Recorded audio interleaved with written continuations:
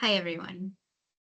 My name is Ruth Pimentel, and I'm a Community Schoolyards Program Manager at the Trust for Public Land, which also goes by TPL. I come to this work as someone really interested in how people relate to and feel ownership of the public space around them, and especially the natural space, the green space. I studied archaeology in college and spent time working in public digs where folks who were passing by would stop and ask about what we were finding and get really curious about the land underneath them. I loved being in those conversations. I went on to work on national park lands, in community gardens, and in all kinds of public green space that people felt really connected to, whether as volunteers or as neighbors. I got a master's in city planning and especially environmental planning, and have continued to love exploring that conversation about what connects us to the outdoors. That's why I'm really glad to work at TPL, because at TPL, we believe everyone should have access to the outdoors. The outdoors are essential to our happiness, health, and well-being. Quality parks and green spaces are fundamental for sustaining equitable, resilient communities. Access to nature and the outdoors, close to home, in the cities and communities where people live, is a matter of health, equity, and justice. That's why we work alongside communities across the country to create, protect, and steward the nature-rich places that are vital to human well-being. We're driven by these four commitments: equity, health, climate, and community. We're committed to creating and protecting more places that bring us outside: parks, trails, community forests, schoolyards, and public lands, and making them available and welcoming to all. I have many expert colleagues focusing on the first three initiatives here, but as a Community Schoolyards Program Manager, I want to tell you more about that last one today. I'll show you some before and after photos of these schoolyards along the way. There are more than 90,000 public schools across America, and nearly every one includes a schoolyard. And yet, across the country, too few schoolyards are open to the public for use during non-school hours. And an even smaller number, as little as 1%, are designed with the kinds of green space and play features that the school and greater community need and deserve. Instead, the majority of schoolyards are empty expanses of asphalt, more parking lot than a play area, flooding when it rains, and baking under the hot sun. And new data reveal that 36% of American public school students attend school in a heat island. For nearly 25 years, TPL has led more schoolyard renovations than any other organization in the nation, guiding thousands of students and parents in school districts from coast to coast to make the most of this resource that is hiding in plain sight. We've transformed more than 300 underutilized schoolyards into nature-rich parks designed to address climate, health, and educational inequities. Every schoolyard transformation includes agreements between a school district and other local agencies to allow the community to use the space when school is closed. Public schoolyards are a public asset, and schoolyards that double as vibrant community parks should be the national standard for the benefit of America's 51 million public school students, as well as the neighboring communities where they learn and play. Opening all public schoolyards to the public during non-school hours would put a park within a 10-minute walk of more than 19 million people, including 5 million children who currently lack access. And if we include all the people these schoolyards would serve who already have some green space access, that's 80 million people, including 50 million children. Schoolyards are the focus of a national movement to achieve a number of objectives: improving student health and educational outcomes, bolstering hands-on learning, mitigating flooding, curbing neighborhood temperatures, strengthening community bonds, and redressing park inequity. Today, very few schoolyards are designed with vegetation, trees, and play features that encourage healthy recreation among students, and, according to multiple studies, boost physical fitness, academic performance, mood, and concentration. So far, TPL has helped schools across the US transform their bare asphalt schoolyards into green, inviting learning spaces that remain open to the neighborhood as community parks. Smart schoolyard conversions have the potential to deliver multiple long-lasting benefits to the surrounding community.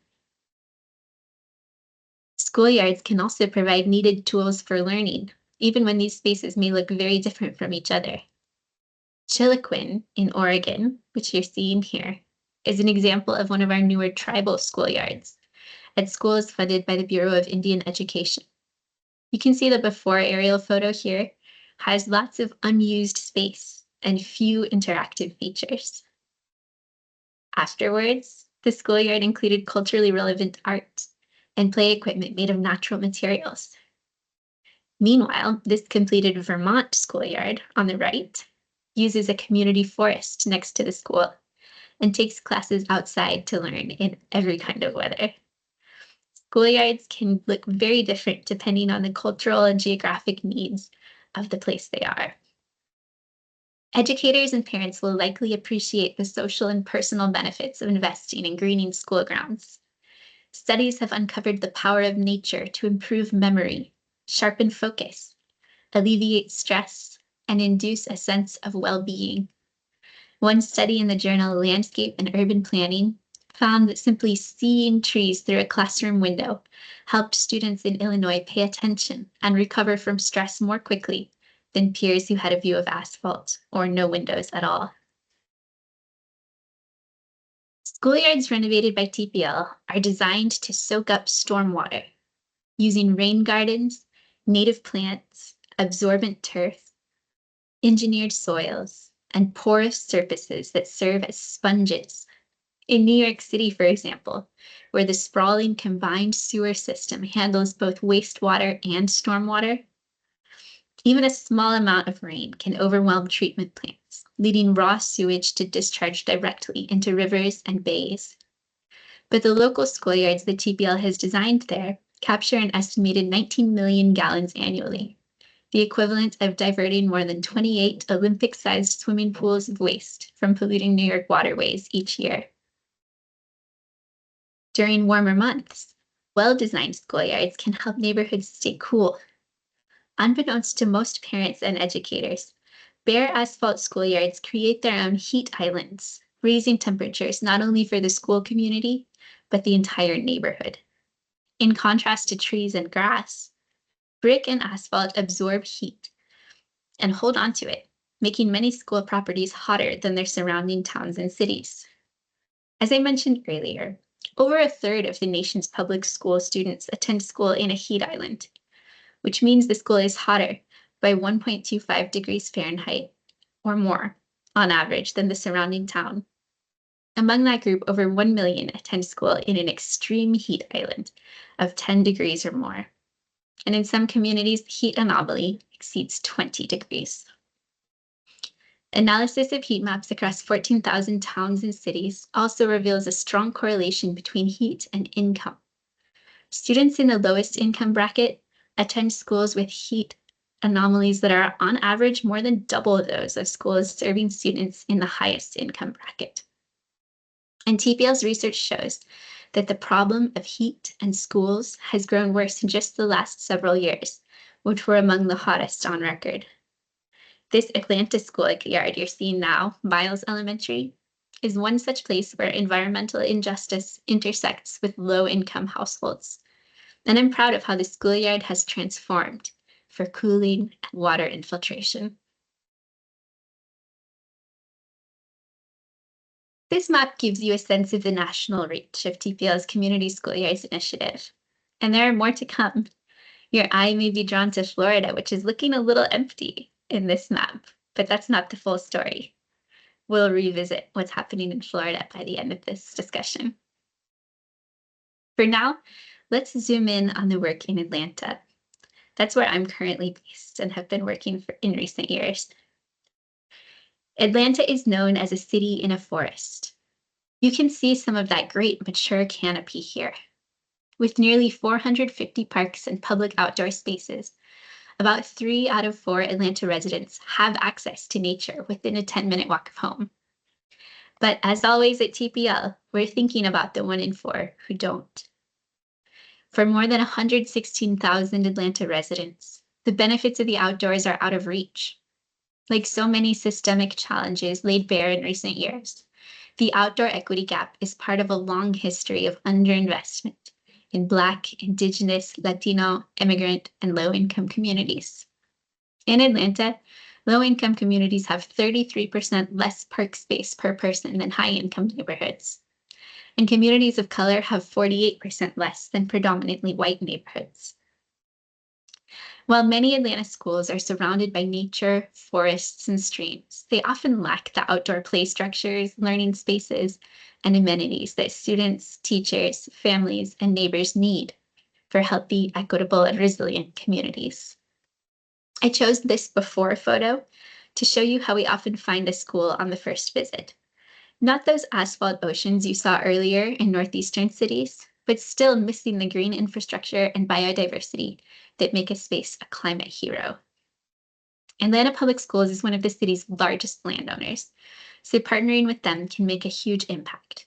This may be true in your town too. TPL is leading a coalition of local and national partners to reimagine all of Atlanta's schoolyards, delivering outdoor equity for hundreds of thousands of students and residents. I'd like to walk you through the design process that we do with students in Atlanta so you can see how integral kids and communities are to the creation of these spaces. We start with surveys. As we meet with students at the school, attend PTA meetings, and visit neighborhood association meetings, we're asking questions and giving folks a chance to tell us what problems they see with the space, what they like about the space, and what dreams they have for its future. You can see a simple survey that's picture-based for kindergartners here on the left, a slightly more detailed one for older elementary students, and we have open-ended, nuanced questions for the adults as well.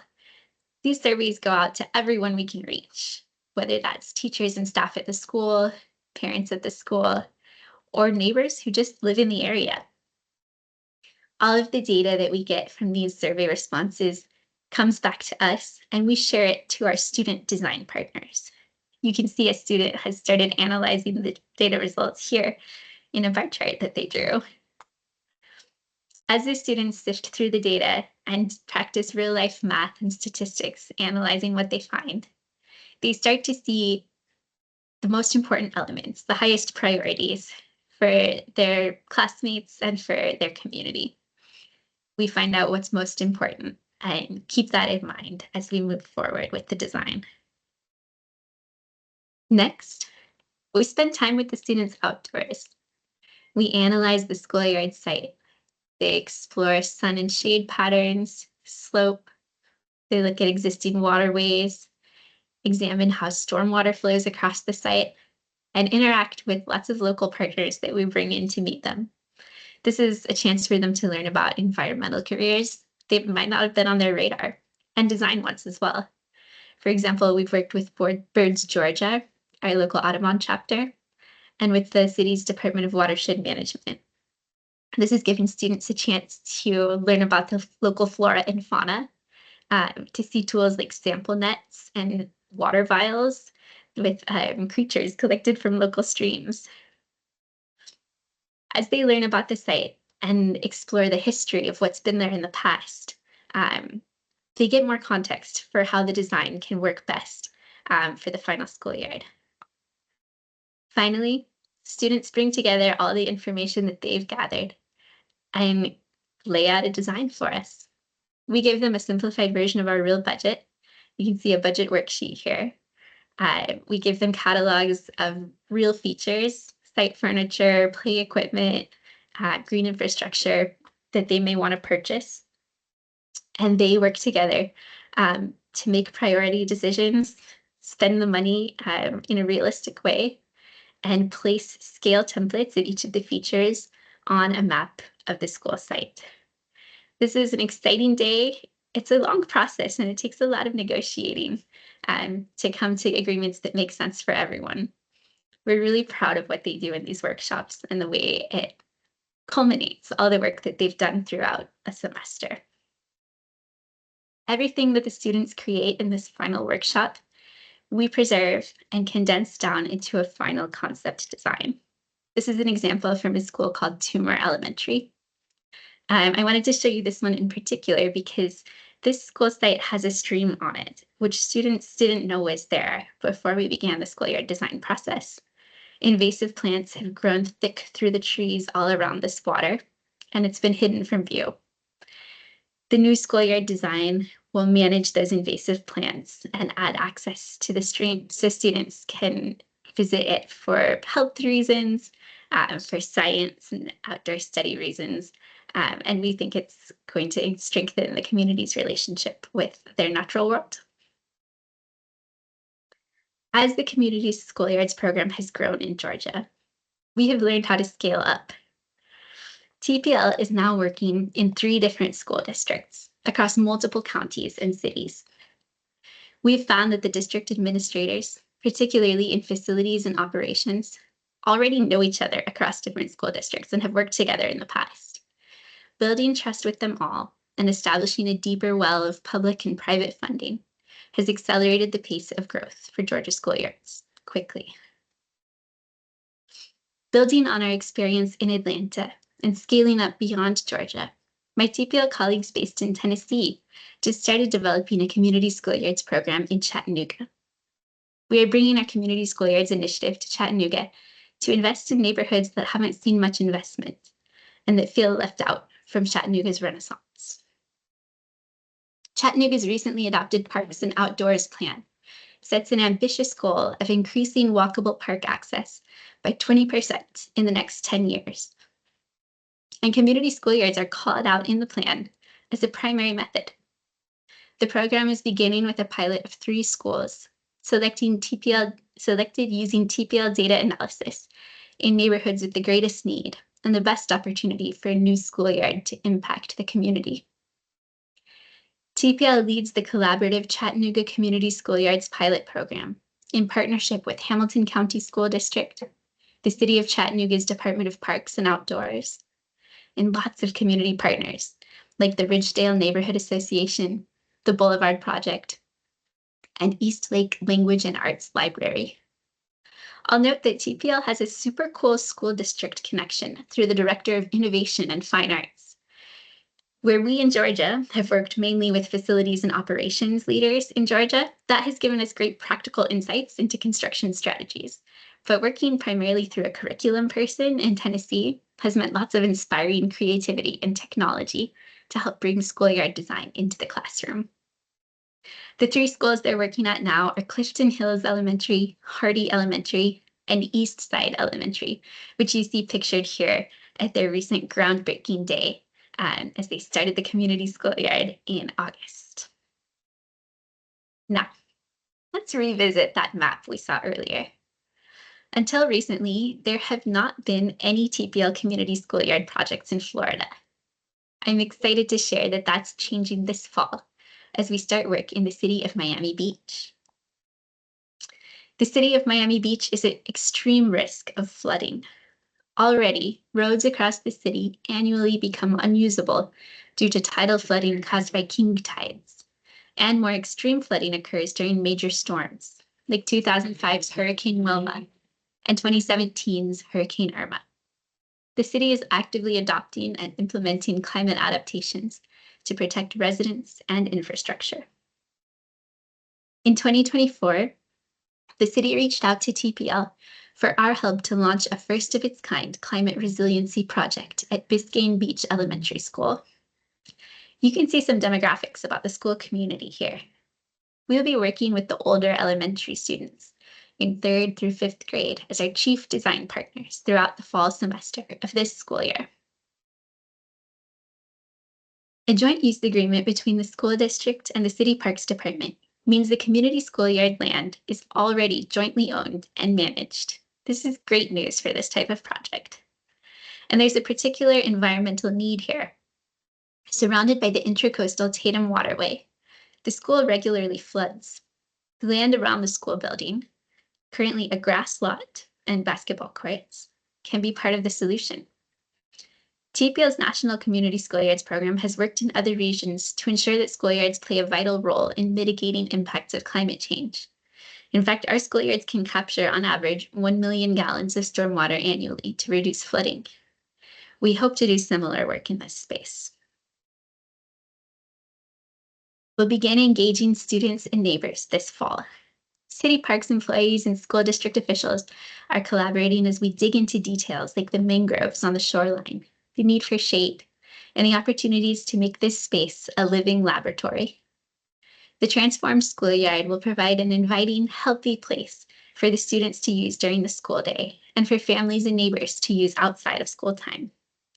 We've already heard about local soccer leagues itching to use that field. And according to teachers and school administration, attendance, behavior, and test scores all improve after schoolyard renovations. With the Biscayne Beach Tigers as our elementary design partners, we look forward to setting a climate-resilient precedent in Miami Beach, and then extending these benefits to communities across Florida. I'll leave you with a call to action. Are you interested in bringing community schoolyards to your area? Are you a parent, community member, civic leader, teacher, or school district official? If so, please reach out. I would love to talk to you about how this program can make sense where you are and how TPL can support this work for you. My email address is on this slide, ruth.pimentel@tpl.org. There's also a link to our website to learn more. I look forward to working on this more with you. Thank you.